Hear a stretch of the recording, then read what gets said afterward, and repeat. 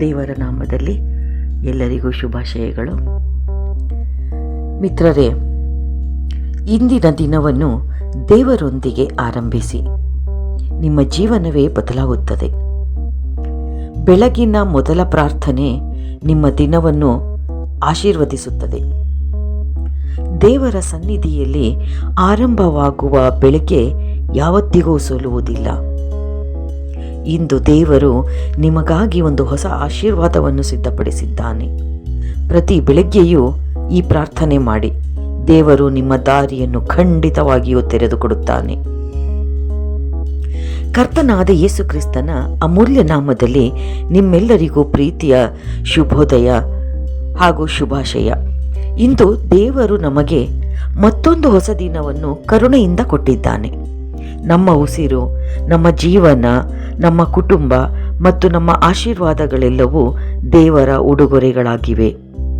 ಬೆಳಗಿನ ಸಮಯವು ದೇವರನ್ನು ಹುಡುಕಲು ಅತ್ಯುತ್ತಮ ಸಮಯವಾಗಿದೆ. ನಾವು ದಿನವನ್ನು ದೇವರೊಂದಿಗೆ ಆರಂಭಿಸಿದಾಗ ಆತನು ನಮ್ಮ ಹೆಜ್ಜೆಗಳನ್ನು ನಡೆಸುತ್ತಾನೆ, ನಮ್ಮ ಮನಸ್ಸಿಗೆ ಸಮಾಧಾನವನ್ನು ಕೊಡುತ್ತಾನೆ ಮತ್ತು ನಮ್ಮ ಜೀವನವನ್ನು ಆಶೀರ್ವದಿಸುತ್ತಾನೆ. ಕರ್ತನೇ, ಬೆಳಗ್ಗೆ ನನ್ನ ಧ್ವನಿಯನ್ನು ಕೇಳು. ಬೆಳಗ್ಗೆ ನಾನು ನಿನಗೆ ಪ್ರಾರ್ಥಿಸಿ ನಿರೀಕ್ಷಿಸುತ್ತೇನೆ. ಇದು ಕೀರ್ತನೆ 5:3 ವಚನ. ಸತ್ಯವೇದದ ಅಧ್ಯಾಯದಲ್ಲಿ ಕೀರ್ತನೆ 5:3 ವಚನ. ಇಂದು ನಾವು ದೇವರ ಸನ್ನಿಧಿಯಲ್ಲಿ ನಮ್ಮ ದಿನವನ್ನು ಸಮರ್ಪಿಸೋಣ. ಮಿತ್ರರೇ, ಪ್ರತಿಯೊಂದು ಹೊಸ ದಿನ ದೇವರ ವರವಾಗಿದೆ. ನಾವು ಎಚ್ಚರಗೊಂಡಿರುವುದು ಇವತ್ತು ದೇವರ ಕೃಪೆ. ಆದ್ದರಿಂದ ಎದ್ದ ತಕ್ಷಣ ಫಸ್ಟ್ ದೇವರನ್ನ ನೆನೆಸಿಕೊಳ್ಳೋಣ. ಅವರಿಗೆ ಸ್ತೋತ್ರ, ಧನ್ಯವಾದಗಳನ್ನು ಅರ್ಪಿಸುತ್ತಾ, ಮಹಿಮೆಗಳನ್ನು ಅರ್ಪಿಸುತ್ತಾ ನಮ್ಮ ದಿನವನ್ನು ಪ್ರಾರಂಭಿಸೋಣ. ಪ್ರತಿದಿನವೂ ಹೊಸ ಅವಕಾಶ, ಹೊಸ ನಿರೀಕ್ಷೆ ಮತ್ತು ಹೊಸ ಕರುಣೆ. ಇದು ಪ್ರಲಾಪಗಳು 3:22-23 ವಚನ. ದೇವರ ಕರುಣೆ ಪ್ರತಿ ಬೆಳಗ್ಗೆಯೂ ಹೊಸದಾಗಿರುತ್ತದೆ ಮಿತ್ರರೇ. ಆದ್ದರಿಂದ ದಿನವನ್ನು ಕೃತಜ್ಞತೆಯಿಂದ ನಾವು ಆರಂಭಿಸೋಣ. ಬೆಳಗಿನ ಪ್ರಾರ್ಥನೆಯ ಶಕ್ತಿ. ಯೇಸು ಸಹ ಬೆಳಗ್ಗೆ ಎದ್ದು ಪ್ರಾರ್ಥಿಸುತ್ತಿದ್ದರು. ಪ್ರಾರ್ಥನೆಯು ದೇವರೊಂದಿಗೆ ನಮ್ಮ ಸಂಬಂಧವನ್ನು ಗಟ್ಟಿಗೊಳಿಸುತ್ತದೆ.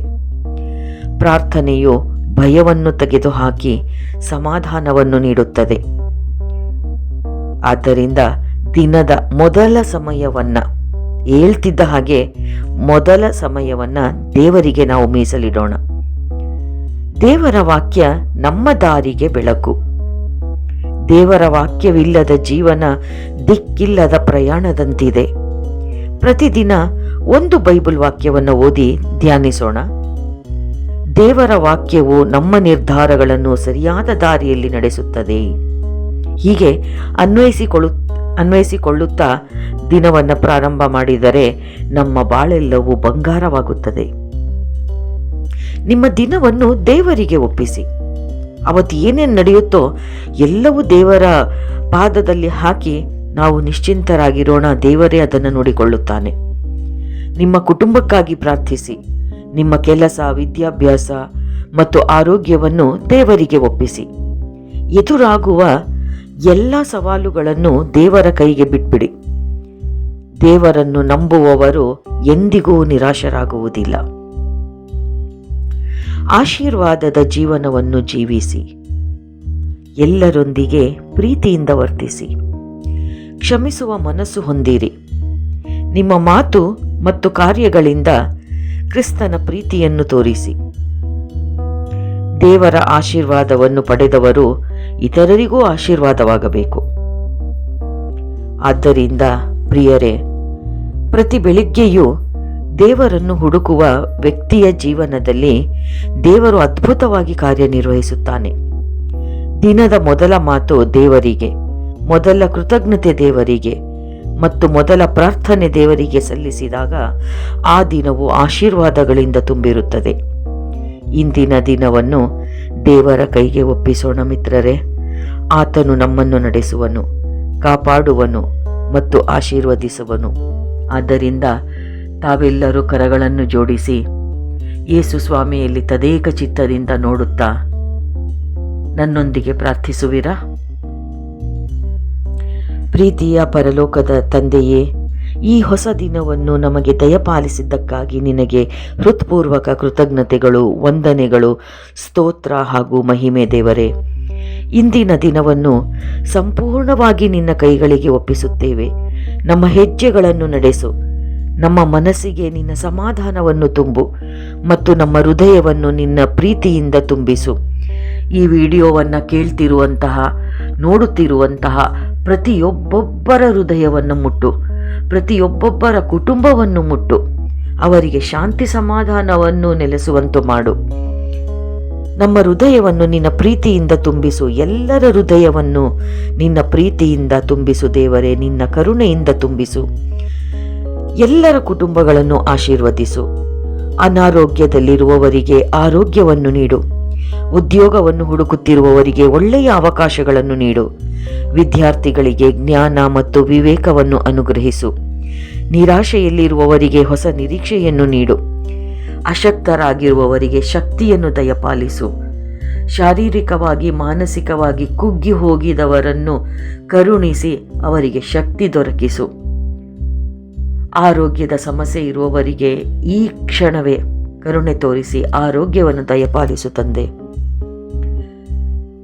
ನಿರಾಶೆಯಲ್ಲಿರುವವರಿಗೆ ಹೊಸ ನಿರೀಕ್ಷೆಯನ್ನು ನೀಡು. ಇಂದು ನಾವು ಎಲ್ಲಿಗೆ ಹೋದರೂ ನಿನ್ನ ಸನ್ನಿಧಿ ನಮ್ಮೊಂದಿಗೆ ಇರಲಿ. ಎಲ್ಲ ಅಪಾಯಗಳಿಂದ ನಮ್ಮನ್ನು ಕಾಪಾಡು. ದುಷ್ಟನ ಎಲ್ಲ ಕಾರ್ಯಗಳಿಂದ ನಮ್ಮನ್ನು ರಕ್ಷಿಸಿ. ನಮ್ಮ ಮಾತು, ಆಲೋಚನೆ, ಕಾರ್ಯಗಳು ನಿನಗೆ ಮೆಚ್ಚುಗೆಯಾಗುವಂತಿರಲಿ ದೇವರೇ. ನಮ್ಮ ಜೀವನವು ನಿನ್ನ ಮಹಿಮೆಗೆ ಸಾಕ್ಷಿಯಾಗಲಿ. ಈ ದಿನವಿಡೀ ನಮ್ಮನ್ನು ನಡೆಸಿ ಆಶೀರ್ವದಿಸಿ ಕಾಪಾಡು. ಇಂದು ನಾವು ಇಡುವ ಪ್ರತಿಯೊಂದು ಹೆಜ್ಜೆಯಲ್ಲಿಯೂ ನೀನು ನಮ್ಮನ್ನು ಆಶೀರ್ವದಿಸು. ಯಾರೊಂದಿಗೆ ಮಾತನಾಡಬೇಕು, ಹೇಗೆ ಮಾತನಾಡಬೇಕು, ಯಾವ ರೀತಿ ಆಲೋಚಿಸಬೇಕು, ಹೇಗೆ ಕಷ್ಟದಿಂದ ಪಾರಾಗಬೇಕು, ಎಲ್ಲವನ್ನು ನಮಗೆ ತಿಳಿಸಿಕೊಡು ತಂದೆ. ನಿನ್ನ ಸಮಾಧಾನವನ್ನು ನಮಗೆ ನೀಡು. ನಿನ್ನ ಸಹಾಯಕನನ್ನು ಕಳುಹಿಸಿ ನಮಗೆ ಸಹಾಯ ಮಾಡು. ಏಕೆಂದರೆ ನಾವು ಅಲ್ಪಜ್ಞಾನಿಗಳು, ಅಲ್ಪಜೀವಿಗಳು. ನಮಗೆ ಏನು ಮಾಡ್ತೀವಿ ಅಂತ ಗೊತ್ತಾಗಲ್ಲ, ಹೇಗೆ ಮಾಡ್ತೀವಿ ಅಂತ ಗೊತ್ತಾಗಲ್ಲ. ಮಾನವನ ಸಹಜ ಗುಣಗಳಿಂದ ನಾವು ಕೆಟ್ಟ ಆಲೋಚನೆ ಮಾಡಬಹುದು. ಗೊತ್ತೋ ಗೊತ್ತಿಲ್ಲದೆಯೋ ಕೆಟ್ಟ ದಾರಿಯನ್ನು ತುಳಿಯಬಹುದು. ದಯವಿಟ್ಟು ನಮ್ಮನ್ನು ಎಲ್ಲ ಕೇಡಿನಿಂದ ರಕ್ಷಿಸು ದೇವರೇ.